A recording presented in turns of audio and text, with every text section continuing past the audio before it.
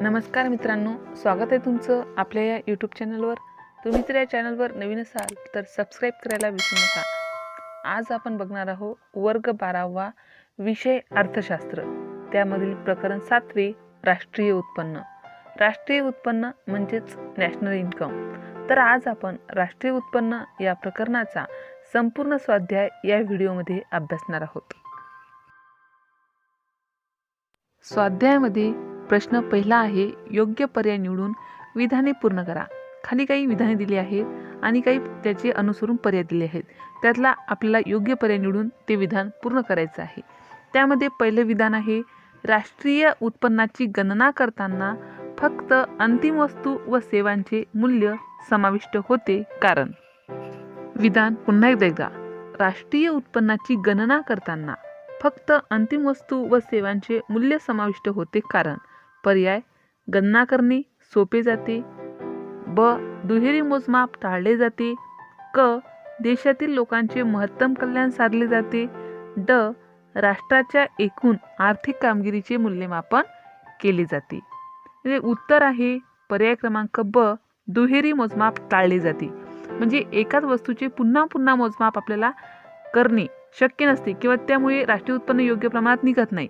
म्हणून हे दुहेरी मोजमाप टाळण्यासाठी राष्ट्रीय उत्पन्नाची जी गणना आहे ती फक्त अंतिम वस्तू म्हणजे मधात ज्या काही वस्तू किंवा कच्चा माल असतो त्याचं मोजमाप केलं जात नाही। फक्त अंतिम वस्तूंचे व सेवांचे, ज्या वस्तू डायरेक्टली विकल्या जातात त्या सेवांचे मूल्य समाविष्ट होते।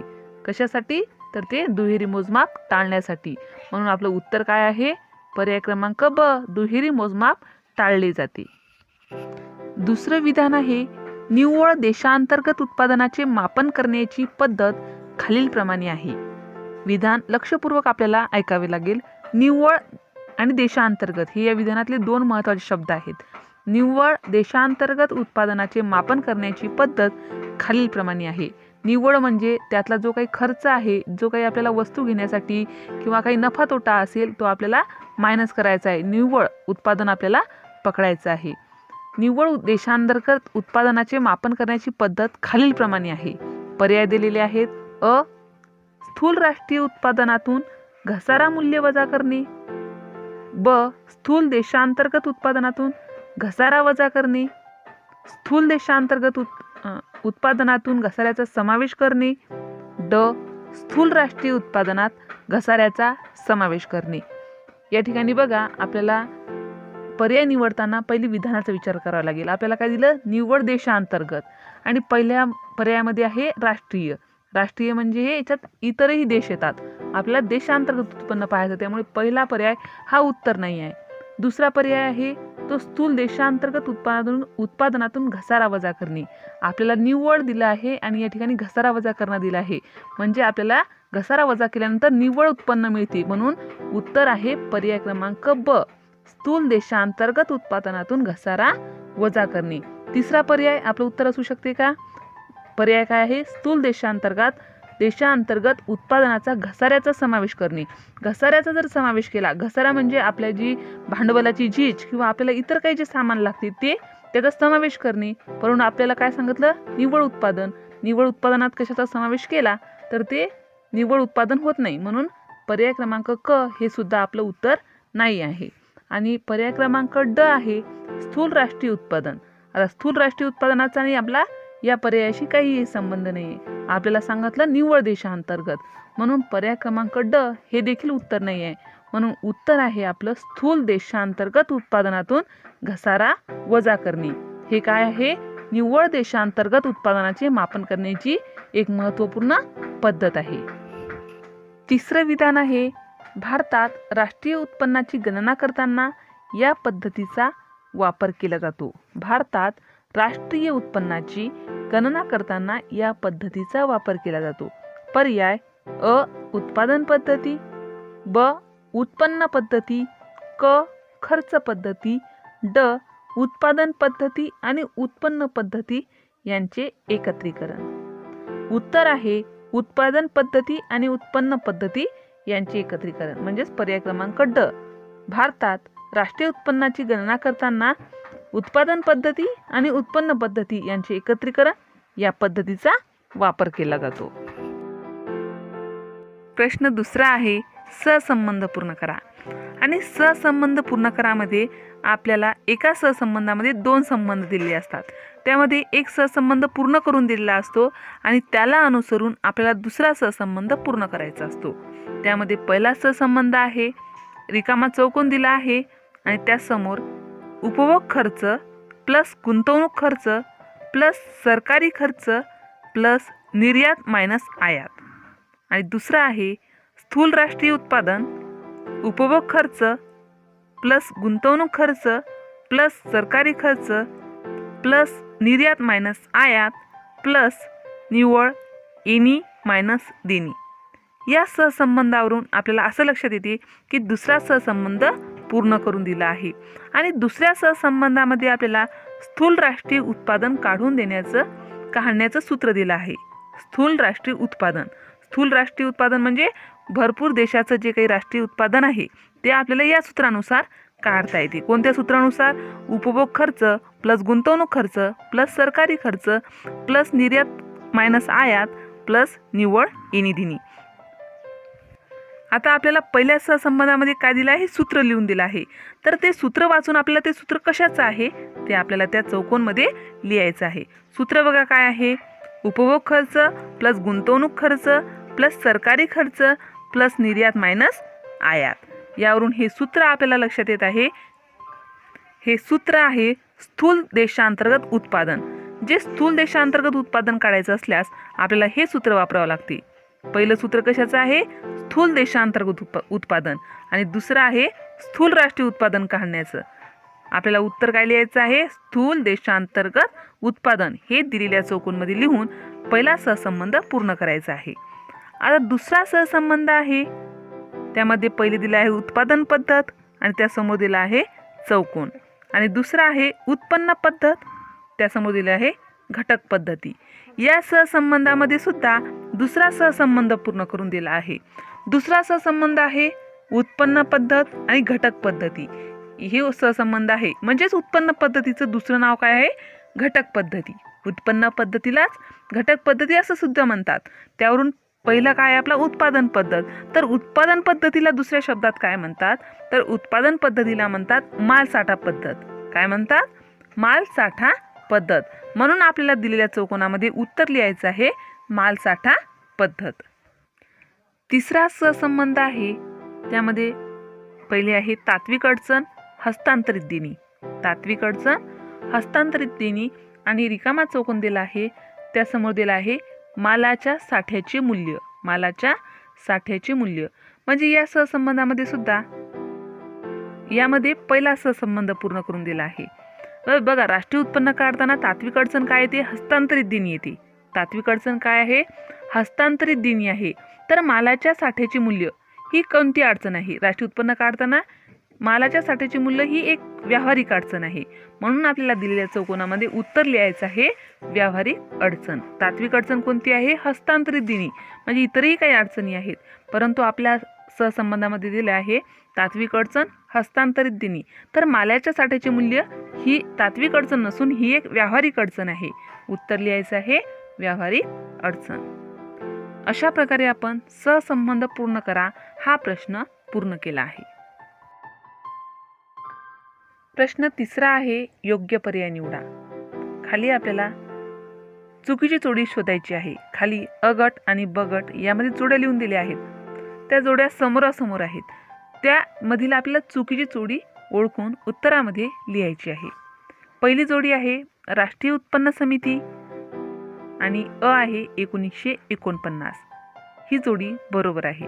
म्हणजेच राष्ट्रीय उत्पन्न समितीची स्थापना ही 1949 मध्ये झाली हे बरोबर आहे. दुसरी जोडी आहे अ गटात आहे आर्थिक वर्ष आणि ब गटात आहे 1 एप्रिल ते 31 मार्च. ही जोडी सुद्धा बरोबर आहे. म्हणजेच आपल्या भारताचं आर्थिक वर्ष हे 1 एप्रिलला चालू होते आणि ते 31 मार्च पर्यंत असते हे बरोबर आहे. म्हणून दुसरी जोडी सुद्धा बरोबर आहे. तिसरी जोडी आहे अ गटात आहे उत्पन्न पद्धत आणि ब गटात आहे राष्ट्रीय उत्पन्न बरोबर खंड अधिक वेतन अधिक व्याज अधिक नफा अधिक एकत्रित मिश्र उत्पन्न अधिक निव्वळ अधिक निव्वळ विदेशी उत्पन्न. हे काय आहे? उत्पन्न पद्धतीचं सूत्र आहे आणि हे सूत्र सुद्धा बरोबर आहे.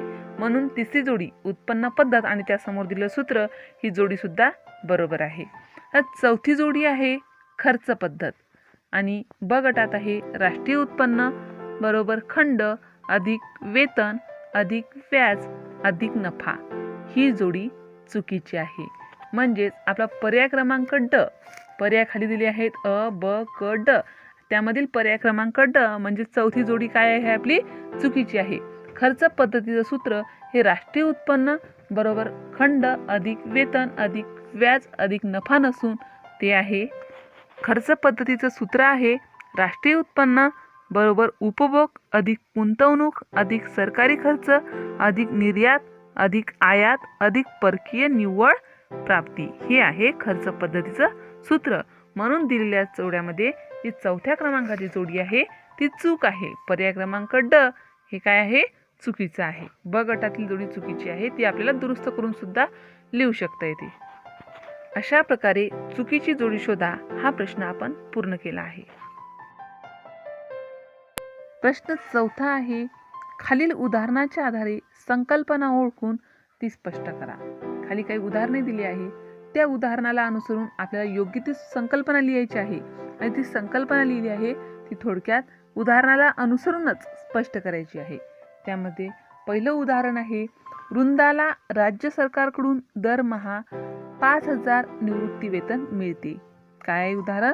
वृंदाला राज्य सरकारकडून दरमहा 5,000 निवृत्ती वेतन मिळते. या उदाहरणाची संकल्पना येते हस्तांतरित उत्पन्न. म्हणजेच वृंदाच्या हातात काय मिळते? 5,000 रुपये दरमहा उत्पन्न मिळते, म्हणून हस्तांतरित उत्पन्न. आता ही संकल्पनाचे स्पष्टीकरण बघा.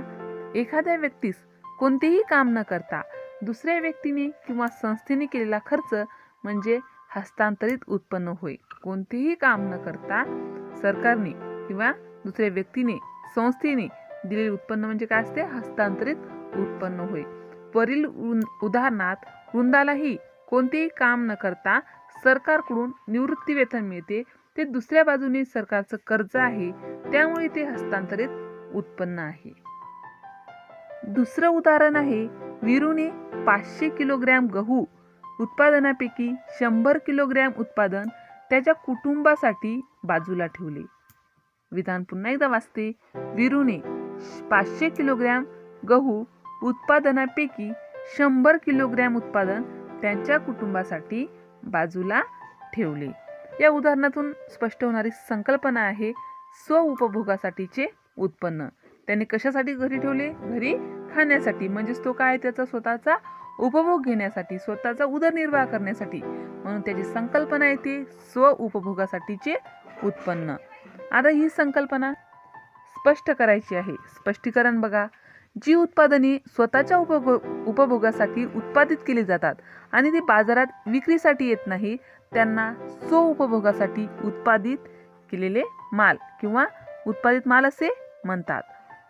उदाहरण शेती उत्पादने. शेती उत्पादने काय करतो आपण? जसे गहू आहे त्यातला काय करतो आपण? तो स्वउपभोगासाठी घरीच ठेवतो. किंवा आणि इतर जी उत्पादने आहे सोयाबीन आहे किंवा हरभरा आहे तो काय करतो? मार्केटमध्ये विकायला नेतो. त्याला आपण स्वउपभोगासाठी म्हणतो का? नाही. स्वउपभोगासाठी उत्पन्न कोणतं आहे? आपलं गहू. त्यातला सुद्धा काही विकायला नेतो, तो स्वउपभोगासाठी उत्पन्न ही संकल्पना येत नाही. परंतु जो घरी ठेवतो तो गहू काय असतो? स्वउपभोगासाठीचे उत्पन्न असतो. आता वरील उदाहरणात वीरूने उत्पादित केलेल्या गव्हापैकी त्याच्या कुटुंबासाठी गहू बाजूला काढून ठेवले आहे, त्यामुळे ते स्वतः उपभोगासाठीचे उत्पन्न होईल. स्वउपभोग. तिसरं उदाहरण आहे शीतलने तिच्या बेकरीसाठी पिठाच्या गिरणीतून गव्हाचे पीठ विकत घेतले. काय उदाहरण? शीतलने तिच्या बेकरीसाठी पिठाच्या गिरणीतून गव्हाचे पीठ विकत घेतले. या उदाहरणातून स्पष्ट होणारी संकल्पना आहे खाजगी गुंतवणूक खर्च. म्हणजेच शीतलने काय केलं आहे? बेकरी तयार करण्यासाठी पिठाच्या गिरणीतून गव्हाचे पीठ विकत घेतले आहे. तो तिचा काय झाला आहे? खाजगी गुंतवणूक खर्च झाला आहे. या संकल्पनेचं स्पष्टीकरण उद्योजक किंवा खाजगी संस्थेने विविध वस्तू व सेवांच्या निर्मितीसाठी कच्चा माल, यंत्रसामग्री इत्यादी बाबीवर केलेला खर्च म्हणजे खाजगी गुंतवणूक खर्च असे म्हणतात. वरील उदाहरणात शीतलने तिच्या बेकरीसाठी पिठाच्या गिरणीतून गव्हाचे पीठ विकत घेतले. ते बेकरीसाठी कच्चा माल असल्याने ते खाजगी गुंतवणूक खर्च होय. अशा प्रकारे आपल्याला खाजगी गुंतवणूक खर्चाची संकल्पना स्पष्ट करता येते. चौथं उदाहरण आहे, शोभाने देशातील 2019-2020 या आर्थिक वर्षातील सर्व अंतिम वस्तू व सेवांच्या आर्थिक मूल्यासंबंधी माहिती गोळा केली. उदाहरण पुन्हा एकदा ऐका. शोभाने देशातील 2019-2020 या आर्थिक वर्षातील सर्व अंतिम वस्तू व सेवांच्या आर्थिक मूल्यासंबंधी माहिती गोळा केली. अंतिम वस्तू म्हणजे ज्या अगदी कच्च्या मालापासून पूर्णपणे तयार झाल्या, विक्रीसाठी तयार झाल्या, त्याला अंतिम वस्तू असते म्हणतात. किंवा सेवासुद्धा ज्या अंतिम आहेत, ज्या उपभोगासाठीच उपयुक्त आहेत, त्या सेवांना अंतिम सेवा असे म्हणतात. या उदाहरणातून स्पष्ट होणारी संकल्पना आहे राष्ट्रीय उत्पन्न मोजण्याची उत्पादन पद्धती. राष्ट्रीय उत्पन्न मोजण्याची उत्पादन पद्धती. स्पष्टीकरण: राष्ट्रीय उत्पन्नाचे उत्पादन पद्धतीने मापन करण्यासाठी एखाद्या वर्षातील अंतिम वस्तूचे मूल्य विचारात घेतले जाते. वरील उदाहरण: शोभाने देशातील उत्पन्न संबंधित मूल्यांची माहिती या प्रकारची गोळा केली असल्याने ते राष्ट्रीय उत्पन्नाची उत्पादन पद्धतीने मापन होईल. पाचवं उदाहरण आहे, राजेंद्रच्या दुकानात एकूण 500 जेल पेनचा साठा आहे, ज्यात मागील आर्थिक वर्षातील 200 जेल पेनचा समावेश आहे. राजेंद्रच्या दुकानात एकूण 500 जेल पेन माहीत असतील सर्वांना, त्या 500 जेल पेनचा साठा आहे आणि त्यामध्ये मागील आर्थिक वर्षातील 200 जेल पेनचा समावेश आहे. या उदाहरणातून स्पष्ट होणारी संकल्पना आहे मालसाठा. हे काय आहे? एक प्रकारचा दुकानातला मालाचा असलेला साठा आहे. तर या संकल्पनेचं स्पष्टीकरण बघा.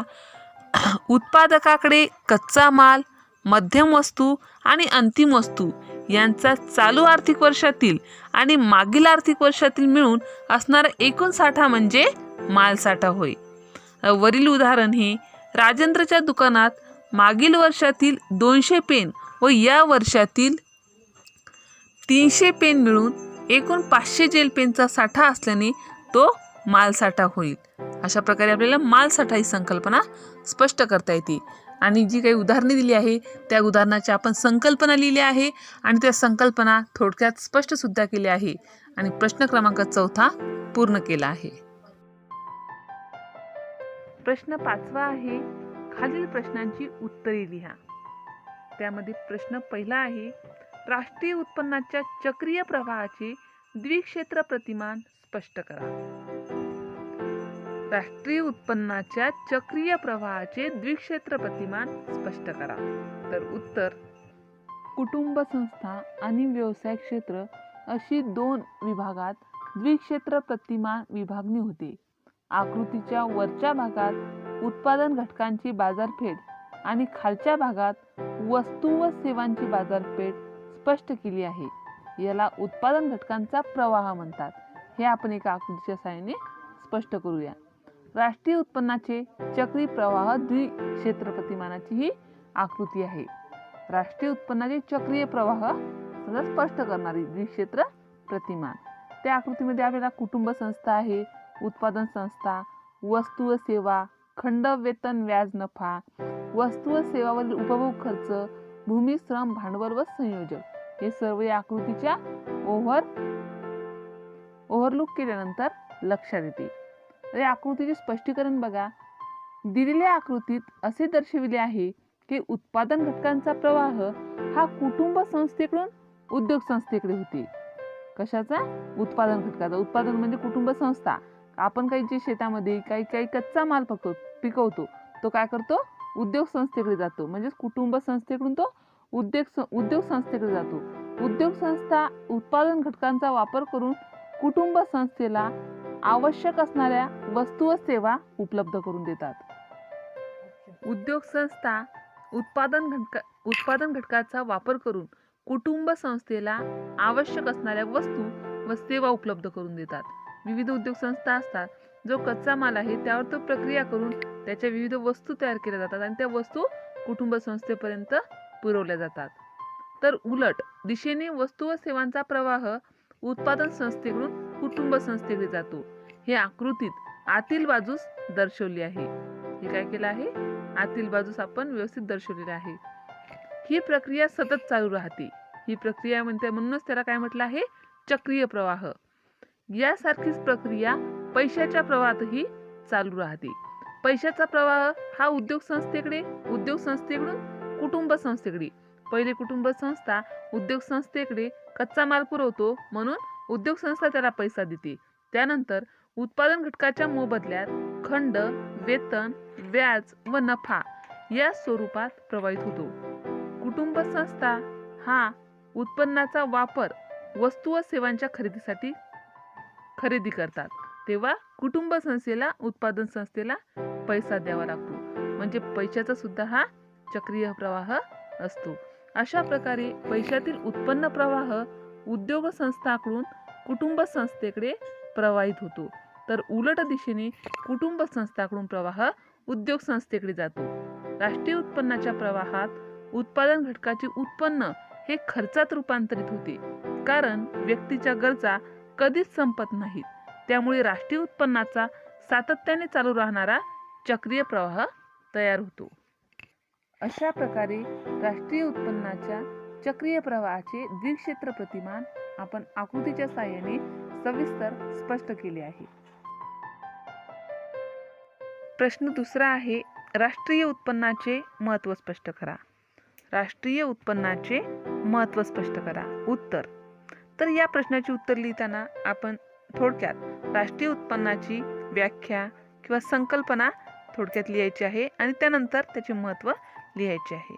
तर राष्ट्रीय उत्पन्नाची व्याख्या आहे, राष्ट्रीय उत्पन्न म्हणजे एका वर्षाच्या कालावधीत राष्ट्राच्या निव्वळ उत्पादनापैकी जो भाग प्रत्यक्षपणे उपभोगासाठी वापरला जातो असा भाग होय.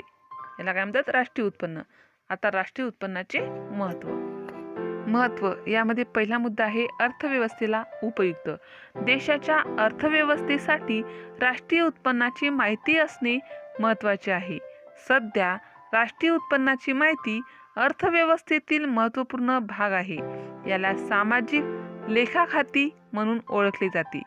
या खात्यात देशाचे एकूण उत्पन्न, उत्पादन आणि विविध वैयक्तिक स्तरावरील उत्पादनाचे निष्कर्ष, उद्योगांचे उत्पादन आणि आंतरराष्ट्रीय व्यापारातून मिळणारे उत्पन्न इत्यादी एकमेकाशी संबंधित आहेत. दुसरा मुद्दा आहे राष्ट्रीय धोरणे.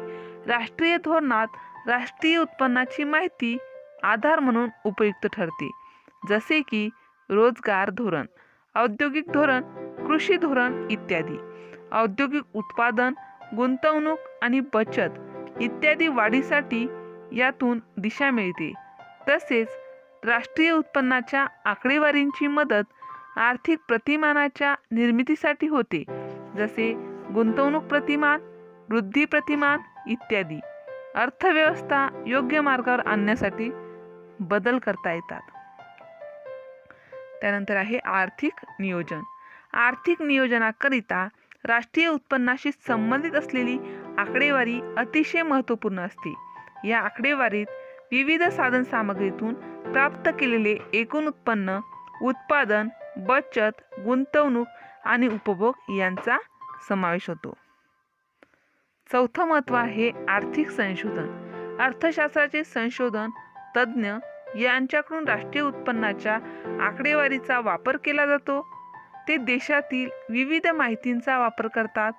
कच्चा माल, उत्पादन, उत्पन्न, बचत, उपभोग, गुंतवणूक, रोजगार इत्यादी सामाजिक घटकांचा विचार होतो.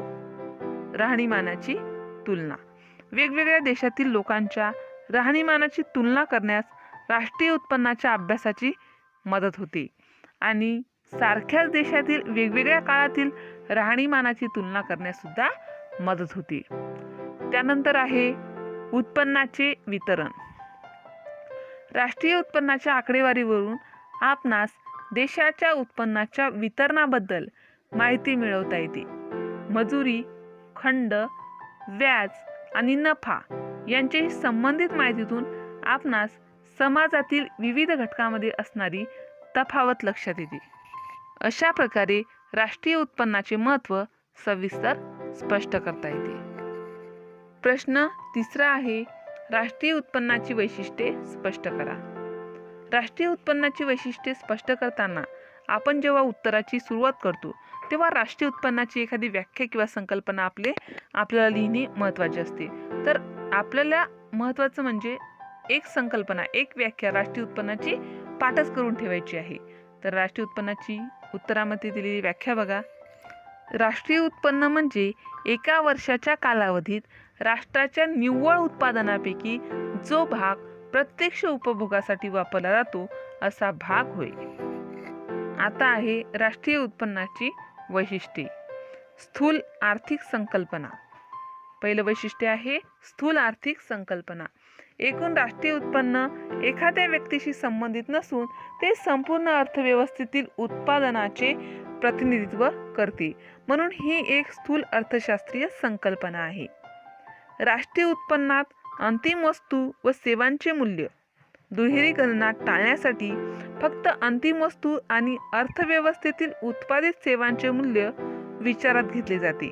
अर्थसिद्ध वस्तू किंवा कच्च्या मालाच्या किमती विचारात घेऊ नयेत. उदाहरण, शर्टाचे मूल्य निश्चित करताना कापसाच्या मूल्याचा विचार केला जात नाही, कारण ते शर्टच्या किमतीत आधीपासूनच समाविष्ट केलेले असते. तिसरं वैशिष्ट्य आहे निव्वळ समग्र मूल्य.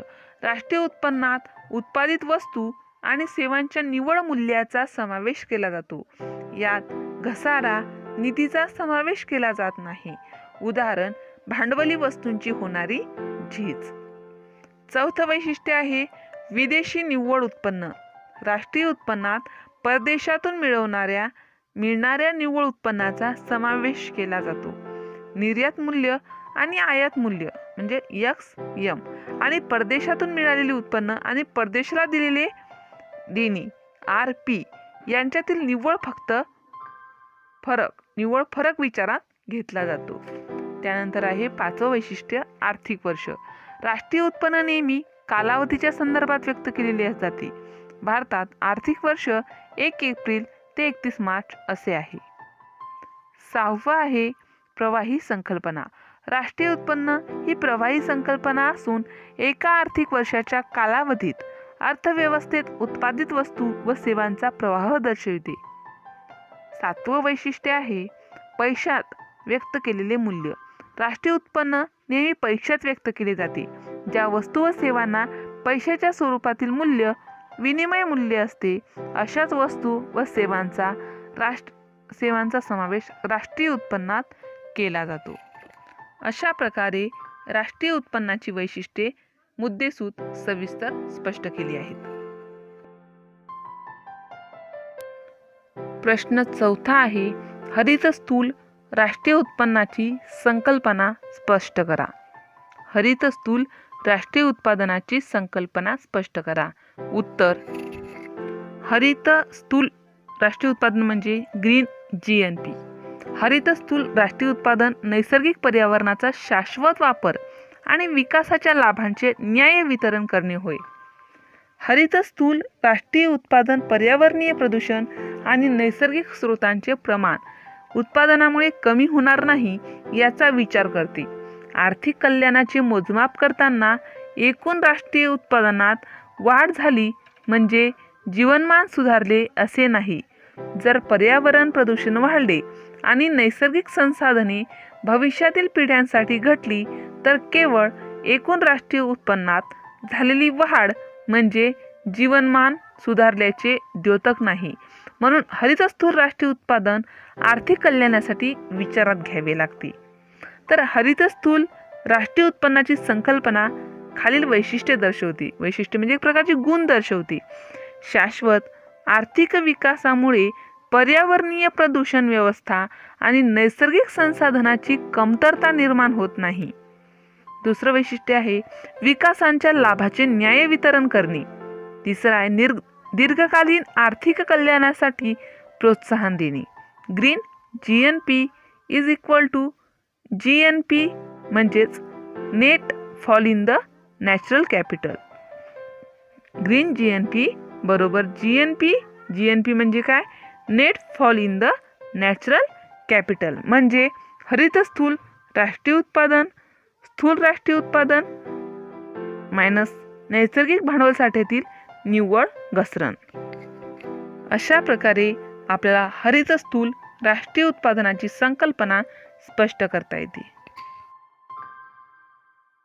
प्रश्न 6वा आहे, खालील विधानांशी आपण सहमत आहात किंवा नाही ते सकारण स्पष्ट करा. खाली काही विधाने दिली आहेत. त्या विधानाशी आपण सहमत असाल तर आपल्याला त्याची कारणे लिहायची आहेत आणि असहमत असाल तर असहमत का आहात त्याची कारणे लिहायची आहेत. त्यामध्ये पहिला प्रश्न आहे किंवा पहिलं विधान आहे, राष्ट्रीय उत्पन्नाची गणना करताना अनेक तात्विक अडचणी येतात. विधान पुन्हा एकदा ऐका. राष्ट्रीय उत्पन्नाची गणना करताना अनेक तात्विक अडचणी येतात. उत्तर, या विधानाशी मी सहमत आहे. आता या विधानाशी सहमत असल्याची कारणे. कारण या विधानाशी का सहमत आहोत तर राष्ट्रीय उत्पन्न करताना काय येतात? तात्विक अडचणी येतातच. तर त्या कोणत्या तात्विक अडचणी आहेत ते आपण सांगून या विधानाशी आपण सहमत आहोत हे स्पष्ट करूया. तर तात्विक अडचणी आहेत, हस्तांतरित देणी. व्यक्तीला मिळणारे निवृत्ती वेतन, बेकारी भत्ता याला हस्तांतरित देणी म्हणतात. याचा समावेश राष्ट्रीय उत्पन्नात करणे कठीण असते, कारण एका बाजूने हे व्यक्तीला मिळणारे उत्पन्न असते तर दुसऱ्या बाजूने तो सरकारचा खर्च असतो. म्हणून अशी हस्तांतरित देणी राष्ट्रीय उत्पन्नात मोजली जात नाहीत. ही काय आहे? तात्विक अडचण आहे. दुसरी अडचण आहे बेकायदेशीर व्यवहारापासून मिळणारे उत्पन्न. जुगार, काळ्या बाजारातील खरेदी विक्री, तस्करी इत्यादी बेकायदेशीर व्यवहारापासून मिळणाऱ्या उत्पन्नाचा समावेश राष्ट्रीय उत्पन्नात केला जात नाही, कारण हे कोणतेही राष्ट्रीय उत्पन्न मोजताना त्यात हे मोजल्या जात नाही. अशा सर्व वस्तूंना मूल्य असते व त्या उपभोक्त्याच्या गरजा देखील भागवतात. अशा उत्पन्नास सरकारी मान्यता नसल्याने त्याचा समावेश राष्ट्रीय उत्पन्नात केला जात नाही. तेवढ्या प्रमाणात राष्ट्रीय उत्पन्नाचे न्यून अनुमान होते. तिसरं वैशिष्ट्य आहे विनामूल्य सेवा. राष्ट्रीय उत्पन्नाचे मोजमाप नेहमीच पैशात केले जाते, परंतु बऱ्याच वस्तू आणि सेवा अशा असतात की ज्यांचे मूल्य पैशात मोजता येत नाही. उदाहरण, छंद म्हणून व्यक्तीने काढलेली चित्रे, आईने मुलांचे केलेले संगोपन इत्यादी सेवा राष्ट्रीय उत्पन्नात मोजल्या जात नाहीत, कारण या सेवांचा मोबदला दिला जात नाही. त्याचबरोबर गृहिणींच्या सेवा, गृहिणी जे काही काम करते घरात त्या बाईच्या सेवा असतात त्या घराला देते ती. तसं तिची सहानुभूती, आपुलकी, दया, करुणा या भावनेतून पुरवलेल्या सेवा राष्ट्रीय उत्पन्नात समाविष्ट करत नाहीत. त्यालाच विनामूल्य सेवा असे म्हणतात, कारण या विनामोबदला असतात. अशा विनामोबदला सेवांचा समावेश राष्ट्रीय उत्पन्नात केला जात नसल्यामुळे त्यापेक्षा राष्ट्रीय उत्पन्न कमी होते. त्यामुळे काय होते? राष्ट्रीय उत्पन्न कमी होते. हे जर आपण एखाद्या मुलाला एखादी बाई सांभाळायला असते, तिचे पैसे देतले जाते आणि ती सेवा राष्ट्रीय उत्पन्नात मोजल्या जाते. हा यामधला अडचण आहे. कोणती? तात्विक. चौथा आहे उपभोगासाठी उत्पादन. अन्नधान्य, भाजीपाला आणि इतर शेती उत्पादने जी उपभोगासाठी उत्पादित केली जातात ती बाजारात विक्रीसाठी येत नाहीत, पण अशा वस्तूंचे मूल्य बाजारभावानुसार निश्चित करून अशा वस्तूची अंदाजे किंमत राष्ट्रीय उत्पन्नात समाविष्ट केली जाते. पाचवा आहे परकीय कंपन्यांचे उत्पन्न. आंतरराष्ट्रीय नाणेनिधी या संघटनेच्या मते परकीय कंपन्या ज्या देशातून उत्पादन करतात त्या उत्पादित वस्तूंचा समावेश त्या देशाच्या राष्ट्रीय उत्पन्नात केला जातो. परकीय कंपन्यांना होणाऱ्या नफ्याचा समावेश मात्र त्याच्या मूळ देशाच्या राष्ट्रीय उत्पन्नात केला जातो. 6वं तात्विक अडचण आहे सरकारी क्षेत्र. शासनाकडून संरक्षण, सार्वजनिक प्रशासन, कायदा आणि सुव्यवस्था इत्यादी अनेक सार्वजनिक सेवा पुरविल्या जातात. अशा सार्वजनिक सेवांचे मूल्य निश्चित करणे अवघड असते, कारण अशा सेवांचे वास्तव मूल्य माहीत नसते. म्हणून अशा सार्वजनिक सेवा अंतिम सेवा म्हणून राष्ट्रीय उत्पन्नात समाविष्ट केल्या जातात. 7वी तात्विक अडचण आहे किमतीतील बदल. किमतीत होणाऱ्या बदलामुळे राष्ट्रीय उत्पन्नाचे मापन करताना अडचणी येतात. देशातील वस्तू आणि सेवांच्या किमती वाढल्या तर बाजार किमतीनुसार राष्ट्रीय उत्पन्नात वाढ झाल्याचे दिसून येते. म्हणजे देशातील वस्तुरूप उत्पादन कमी झाले तरी किंमत वाढीमुळे देशाच्या राष्ट्रीय उत्पन्नात वाढ होते. ह्या सर्व राष्ट्रीय उत्पन्नाची गणना करताना येणाऱ्या तात्विक अडचणी आहेत. म्हणून राष्ट्रीय उत्पन्नाची गणना करताना अनेक तात्विक अडचणी येतात. या विधानाशी मी सहमत आहे. सहमत की असहमत यामध्ये दुसरा प्रश्न आहे, दुहेरी गणना टाळण्यासाठी राष्ट्रीय उत्पन्न मोजताना उत्पादन पद्धतीतील मूल्यवर्धित पद्धतीचा वापर केला जातो. विधान पुन्हा एकदा ऐका. दुहेरी गणना टाळण्यासाठी म्हणजे एकाच गोष्टीचे पुन्हा पुन्हा मोजमाप न होण्यासाठी राष्ट्रीय उत्पन्न मोजताना उत्पादन पद्धतीतील मूल्यवर्धित पद्धतीचा वापर केला जातो. उत्तर, या विधानाशी मी सहमत आहे. आता ही विधानाशी सहमत आहे म्हणजे ही पद्धत कशी योग्य आहे ते आपल्याला स्पष्ट करावे लागेल. तर स्पष्टीकरण किंवा कारण बघा. मूल्यवर्धित पद्धतीमध्ये राष्ट्रीय उत्पन्नाची दुहेरी गणना टाळण्यासाठी मूल्यवर्धित पद्धती वापरतात. यामध्ये वस्तूच्या उत्पादनातील प्रत्येक टप्प्यावर तिच्या मूल्यात झालेली वाढ विचारात घेतली जाते. उत्पादनाच्या प्रत्येक टप्प्यात अंतिम वस्तूचे मूल्य आणि उत्पादन आदाने यांच्या मूल्यातील फरक म्हणजे मूल्यवृद्धी होय. थोडी थोडी जशी जशी वस्तू कच्च्या मालाकडून पक्क्या मालाकडे होत जाते तशी तशी तिची किंमत काय होते, वाढत जाते. थोडक्यात अंतिम वस्तू तयार होईपर्यंत प्रत्येक टप्प्यात झालेल्या वर्धित मूल्यांची बेरीज करून राष्ट्रीय उत्पादन काढले जाते.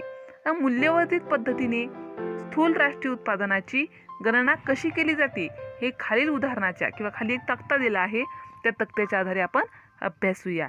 तर मूल्यवर्धित उत्पादन दृष्टिकोन आपण या तक्त्या निरीक्षण करताना ठेवला पाहिजे. त्या तक्त्यामध्ये दिला आहे उत्पादनाची पायरी. उत्पादनाच्या पायरीमध्ये कापूस, सूत, त्यानंतर त्याचं पहिले कापूस असतो, त्यानंतर सूत बनते, त्यानंतर कापड, त्यानंतर अंतिम वस्तू तयार होते शर्ट. आणि जसं कापसाचं मूल्य असते, उत्पादनाचे बाजार मूल्य. उत्पादनाच्या बाजारमध्ये कापसाचं मूल्य असते 150, त्यानंतर सुताचं मूल्य होते 250. म्हणजे त्यात काय झाली आहे, वाढ झाली आहे. कापडाचं मूल्य 400 आणि त्यानंतर जो शर्ट तयार होतो त्याचं मूल्य काय असते 500. आता ते आदानांचे मूल्य, कापूस काही आदान केला जातो का, कोणतेही गिराईक किंवा कस्टमर कापूस विकत घेतो का, तो काही लोक शेतकरी लोक कापूस विकल्या जातात कोणाला, उद्योग संस्थेला. त्यानंतर सूत, कोणी आपल्याला कापड तयार करायचं असेल तर सूत विकत घेते, ते कितीमध्ये 150 मध्ये. 150 मध्ये सूत विकत घेतल्यानंतर जे काही टेलर लोक असतात ते काय करतात, त्या सूताचं कापड विकत घेतात. कापड कितीमध्ये येते 250. कापड तयार झाल्यानंतर जे शर्ट तयार होते ते शर्ट कितीचं होते 400चं. यानंतर बघा वर्धित मूल्य. आता ही वस्तू तयार झाल्यानंतर जसं ते त्याचं लास्ट मूल्य असते ते वर्धित मूल्य. कापसाचं वर्धित मूल्य आहे 150, त्यानंतर सूत 100, कापड 150 आणि शर्ट 100. असं एकूण जे मूल्य मोजले जाते ते होते 500. आणि 500 काय असते, हे अंतिम वस्तूचं मूल्य असते. ते आपल्याला राष्ट्रीय उत्पन्नात काउंट केले जाते. राष्ट्रीय उत्पन्नात काय मोजले जाते, तर वर्धित मूल्य मोजले जाते. मूल्यवर्धित उत्पादन पद्धतीत प्रत्येक टप्प्यावर समाविष्ट केलेले मूल्य हे अंतिम उत्पादनामधून कच्च्या मालाचे मूल्य कमी करून कच्च्या मालाचे मूल्य त्यामधून वजा करून मोजदाद केली जाते. विविध टप्प्यात समाविष्ट केलेली मूल्यांची बेरीज हे एकूण राष्ट्रीय उत्पादनात समाविष्ट केली जाते. वरील तक्त्यामध्ये अंतिम वस्तू काय आहे, शर्ट आहे. शर्ट कितीचा आहे, 500 रुपयाचा आहे. उत्पादनाच्या प्रत्येक टप्प्यावर समाविष्ट केल्या जाणाऱ्या उत्पादनाचे मूल्यवर्धित मूल्य आपण पकडून त्या शर्टची किंमत ठरवली आहे. म्हणजे प्रत्येक वस्तूची किंमत आपल्याला ठरवायचं काम पडते का किंवा मोजायचं काम पडत नाही. आपण ते सर्व वस्तू मोडून ते शर्टमध्ये ते पैसे किंवा ते रुपये घातलेले आहेत. 100 अधिक 150 अधिक 150 अधिक 100 किती झाले आहे, इज इक्वल टू किंवा बरोबर 500 इतके आहे. अशा प्रकारे समाविष्ट केलेले मूल्य हे अंतिम वस्तूच्या मूल्य इतके आहे. यावरून आपल्याला हे लक्षात येते की कोणत्याही वस्तू तयार करताना दुहेरी गणना टाळल्या जाते, कारण एकदाची वस्तू तयार होताना जी पक्क्या वस्तूकडे जाते तेव्हा तिची गणना केली असते, ती शेवटी अधिक होते, म्हणजे तीच गणना किंवा ते दुहेरी मापन पुन्हा पुन्हा होत नाही. म्हणून दुहेरी गणना टाळण्यासाठी राष्ट्रीय उत्पन्न मोजताना उत्पादन पद्धतीतील मूल्यवर्धित पद्धतीचा वापर केला जातो. या विधानाशी मी सहमत आहे.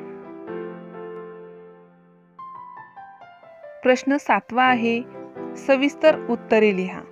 आणि सविस्तर उत्तरे लिहा मध्ये प्रश्न पहिला आहे, राष्ट्रीय उत्पन्न मापनात येणाऱ्या व्यावहारिक अडचणी स्पष्ट करा.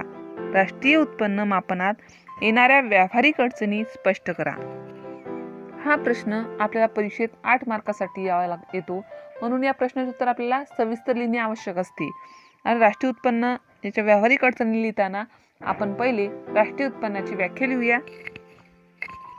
राष्ट्रीय उत्पन्नाची व्याख्या आहे, राष्ट्रीय उत्पन्न म्हणजे एका वर्षाच्या कालावधीत राष्ट्राच्या निव्वळ उत्पादनापैकी जो भाग प्रत्यक्षपणे उपभोगासाठी वापरला जातो असा भाग होय. राष्ट्रीय उत्पन्नाच्या व्यावहारिक अडचणी बघा. राष्ट्रीय उत्पन्नाचे मापन करताना उत्पादकाची पूर्ण आणि खात्रीशीर सांख्यिकीय माहिती संकलित करताना अनेक अडचणी येतात. त्यापैकी काही अडचणी पुढीलप्रमाणे. त्यामध्ये पहिली अडचणी, दुहेरी गणनेची समस्या. राष्ट्रीय उत्पन्न मोजताना येणारी सर्वात मोठी अडचण म्हणजे दुहेरी गणना. एखादी वस्तू मध्यम आहे की अंतिम आहे हे निश्चित करणे अवघड असल्यामुळे बऱ्याच वस्तूंची गणना दोनदा होण्याची भीती असते. त्यामुळे वास्तविक राष्ट्रीय उत्पन्न अनेक पटींनी अधिक असते. उदाहरण, बेकरीत जे पीठ वापरले जाते त्याला मध्यम वस्तू म्हणून संबोधले जाते, पण तेच पीठ जर कुटुंबाकडून वापरले गेले तर ते अंतिम वस्तू म्हणून गणले जाते. म्हणून दुहेरी गणनेची समस्या ही एक व्यावहारिक अडचण आहे. असे इतरही काही उदाहरणे आहेत. बघा, आपला ऊस हा आपल्यासाठी कच्चा माल आहे, कशासाठी? साखर बनवण्यासाठी. परंतु तो जर आपण खाल्ला तर तो आपल्यासाठी पक्का माल सुद्धा होऊ शकते, आणि अशा वेळी दुहेरी गणनेची समस्या निर्माण होते. यामध्ये दुसरी अडचण आहे अमौद्रिक क्षेत्राचे अस्तित्व. अमौद्रिक क्षेत्राचे अस्तित्व. भारतासारख्या विकसनशील देशात मोठ्या प्रमाणावर अमौद्रिक क्षेत्र अस्तित्वात आहे. शेती व्यवसाय अजूनही उदरनिर्वाहासाठी केला जातो.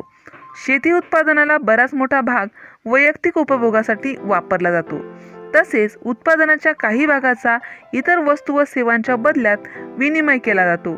अशा उत्पादनाचे आणि उपभोगाचे मापन राष्ट्रीय उत्पन्नात केले जाऊ शकत नाही. तिसरी अडचण आहे अपुरी आणि अविश्वसनीय सांख्यिकी आकडेवारी. अपुरी आणि अविश्वसनीय सांख्यिकी आकडेवारी. विकसनशील देशात उत्पादन आणि खर्चाविषयीची पुरेशी आणि अचूक माहिती उपलब्ध नसते.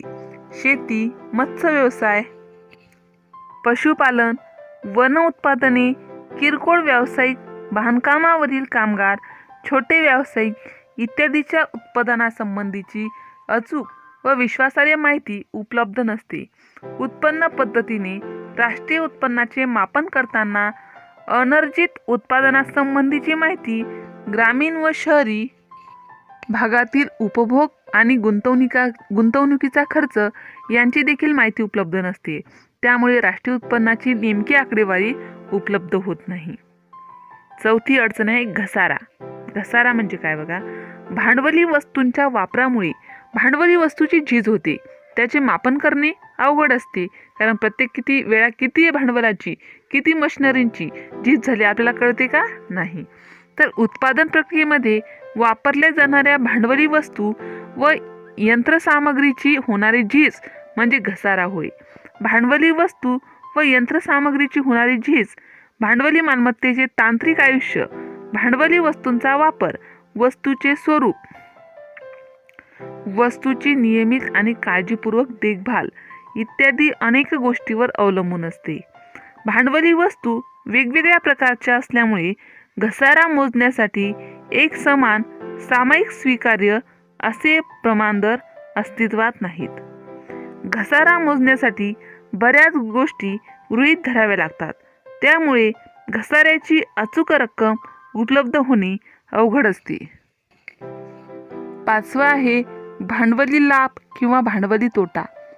मालमत्ता धारकांना मागणीतील बदलामुळे किंवा बाजारभावात वाढ झाल्यामुळे जो भांडवली लाभ होतो किंवा बाजारभावात घट झाल्यामुळे जो भांडवली तोटा होतो त्याचा समावेश राष्ट्रीय उत्पन्नात केला जात नाही, कारण चालू आर्थिक व्यवहारामुळे हे बदल घडून येत नाहीत.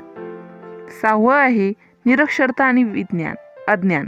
निरक्षरता आणि अज्ञान. विकसनशील देशात बहुतांश छोटे उत्पादक निरक्षर आणि अज्ञानी असतात, त्यामुळे ते आपल्या उत्पादनासंबंधीच्या नोंदी ठेवू शकत नाहीत. म्हणून स्वतःच्या उत्पादनाची किंवा उत्पादन मूल्याची माहिती देऊ शकत नाहीत. म्हणजे त्यांच्या उत्पादनाचे किंवा अर्जित उत्पन्नाचे अंदाज व्यक्त केले जातात.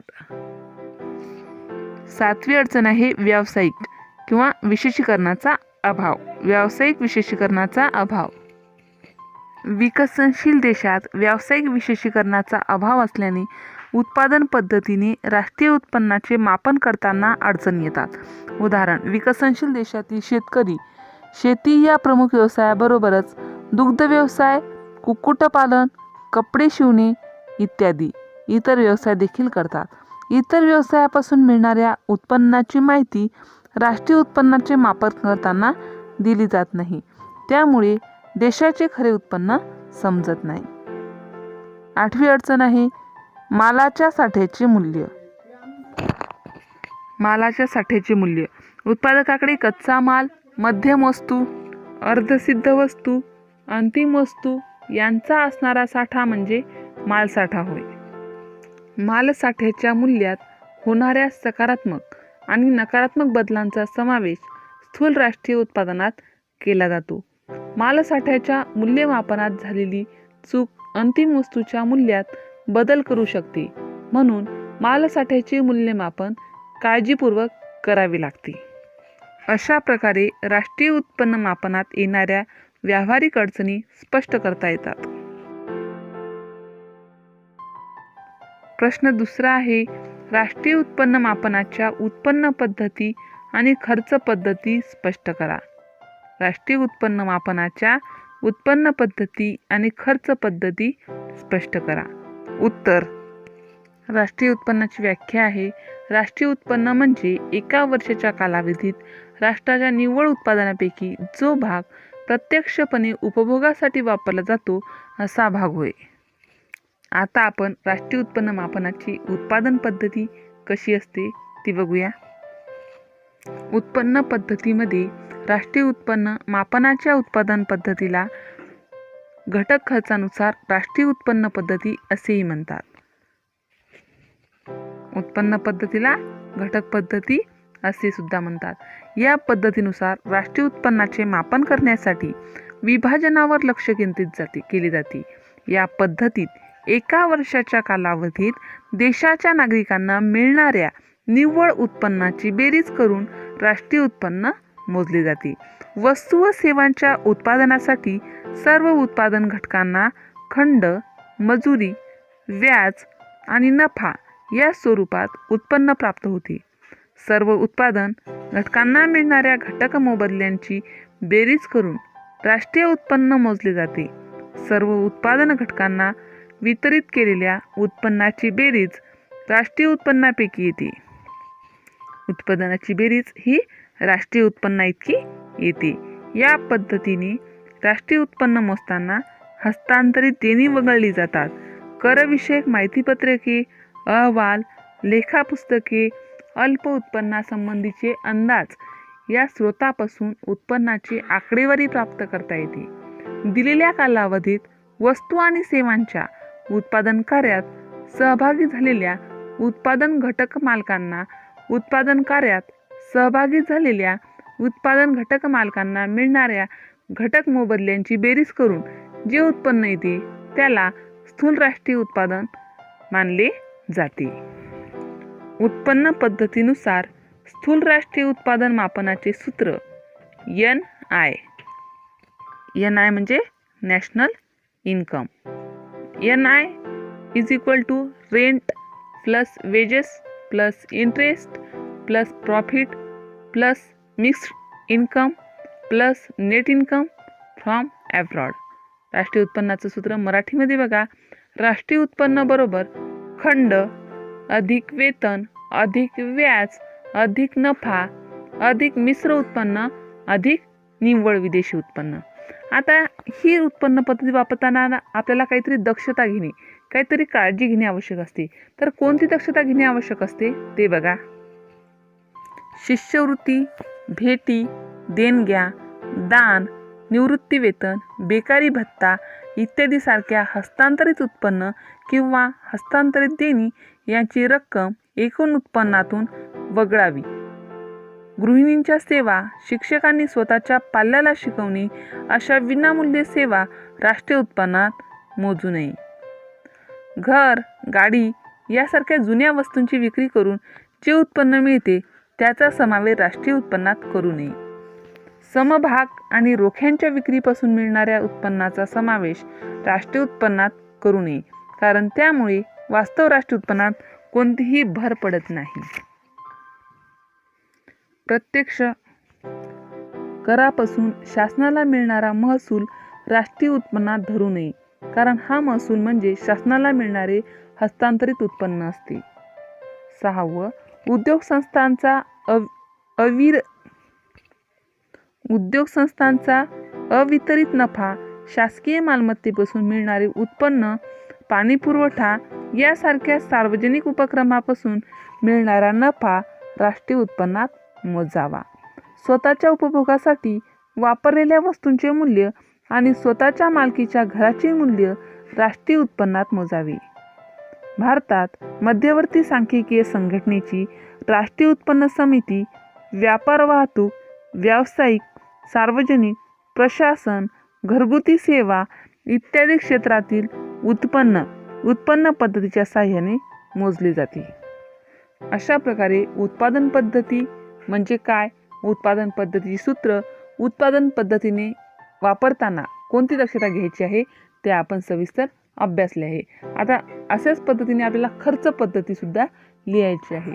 हे 8 मार्काचा प्रश्न असल्याने एका पद्धतीला 4 मार्क याप्रमाणे आपल्याला उत्तर लिहायचं आहे. खर्च पद्धती. खर्च पद्धतीनुसार एका वर्षाच्या कालावधीत देशात होणाऱ्या एकूण खर्चाचे मोजमाप केले जाते. एका वर्षाच्या कालावधीत सर्व व्यक्ती, उद्योग संस्था आणि शासनाने केलेल्या उपभोगावरील खर्चाची आणि गुंतवणुकीवरील खर्चाची बेरीज म्हणजे राष्ट्रीय उत्पन्न होय. खर्च पद्धतीनुसार स्थूल राष्ट्रीय उत्पादन मापनाचे सूत्र NI = C + I + G + X - M + R - P. राष्ट्रीय उत्पन्नाचं खर्च पद्धतीनुसार मराठीमध्ये सूत्र बघा. राष्ट्रीय उत्पन्न बरोबर उपभोग अधिक गुंतवणूक अधिक सरकारी खर्च अधिक निर्यात अधिक आयात अधिक परकीय निव्वळ प्राप्ती. खाजगी अंतिम उपभोग खर्च. खाजगी अंतिम उपभोग खर्च म्हणजे कुटुंबांनी अन्न, वस्त्र यासारख्या वस्तूवर केलेला खर्च, ज्या लगेच वापरल्या जातात. टिकाऊ वस्तूवरील खर्च जसे गाडी, संगणक, दूरदर्शन, धुलाई यंत्रावरील खर्च, ज्या जास्त दिवस वापरल्या जातात. आणि सेवावरील खर्च जसे वाहतूक सेवा, वैद्यकीय सेवा इत्यादी काय ते खर्च पद्धतीमध्ये येते. त्यानंतर स्थूल देशांतर्गत खाजगी गुंतवणूक खर्च. खाजगी उद्योजकांनी पुनर्स्थापन, नवीनीकरण आणि नवीन गुंतवणुकीवरील केलेला खर्च म्हणजे स्थूल देशांतर्गत खाजगी गुंतवणूक खर्च होय. त्यानंतर सरकारी अंतिम उपभोग खर्च आणि गुंतवणूक खर्च. सरकारकडून प्रशासकीय सेवा, कायदा आणि सुव्यवस्था, संरक्षण, शिक्षण, आरोग्य इत्यादीवर केलेला खर्च म्हणजे सरकारी अंतिम उपभोग खर्च होय. सरकारी गुंतवणूक खर्च म्हणजे रस्ते, रेल्वे, पूल, धरणे, कालवे इत्यादी आधारभूत संरचना निर्माण करण्याकरिता केलेला खर्च. निव्वळ विदेशी गुंतवणूक, निव्वळ आयात XM. एका वर्षाच्या कालावधीतील देशाच्या निर्यात मूल्य आणि आयात मूल्यातील फरक म्हणजे निव्वळ निर्यात होय. निव्वळ प्राप्ती. RP, निव्वळ प्राप्ती म्हणजे RP. परदेशी नागरिकांनी देशातील वस्तू व सेवांवर केलेला खर्च आणि देशातील नागरिकांनी परदेशी वस्तू व सेवावर केलेला खर्च यातील फरक म्हणजे निव्वळ प्राप्ती होय. R म्हणजे परदेशी नागरिकांनी देशातील वस्तू व सेवेवर केलेला खर्च आणि P म्हणजे देशातील नागरिकांनी परदेशी वस्तू व सेवावर केलेला खर्च. आता खर्च पद्धती वापरताना सुद्धा काही दक्षता घेणे आवश्यक असते. ती कोणती दक्षता घेणे आवश्यक असते ते बघा. दुहेरी गणना टाळण्यासाठी सर्व प्रकारच्या अंतरिम वस्तूवरील खर्च राष्ट्रीय उत्पन्नात समाविष्ट करू नये.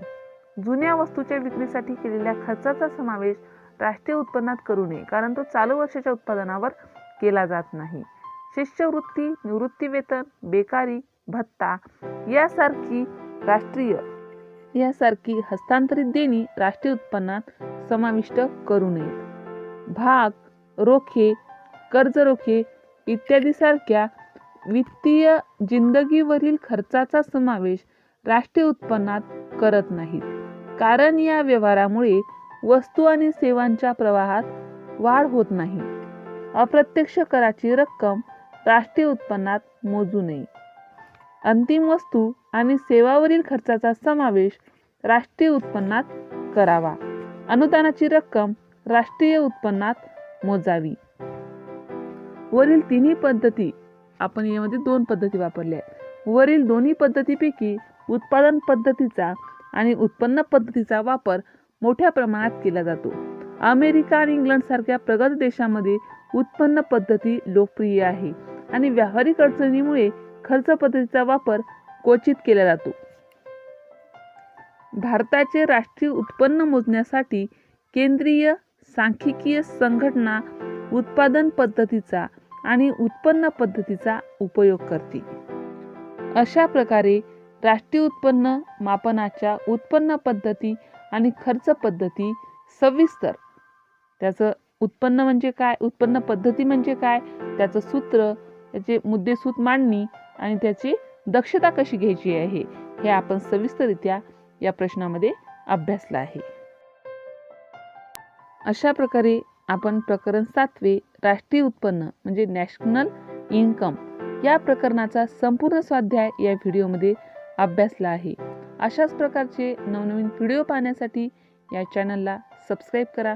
आमचे हे व्हिडिओ लवकरात लवकर तुमच्यापर्यंत पोहोचण्यासाठी बाजूला दिलेल्या बेल आयकॉन बटनवर क्लिक करा. तुम्हाला जर हा व्हिडिओ आवडला असेल तर लाईक करा, मित्रमैत्रिणींमध्ये शेअर करा. काही समस्या असतील, काही अडचणी असतील तर कमेंट करा. हा व्हिडिओ शेवटपर्यंत